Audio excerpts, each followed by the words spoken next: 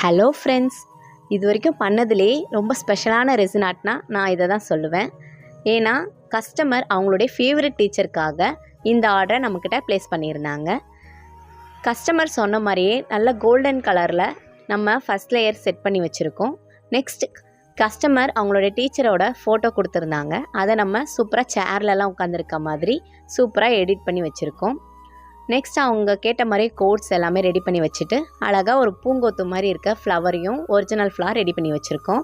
அவுட்டரில் கோல்டன் ஃப்ளாக்ஸ்லாம் கொடுத்த பிறகு நம்ம ரெசின் ஃப்ரேம் சூப்பராக அழகாக பார்க்கவே அழகாக வந்துருச்சு.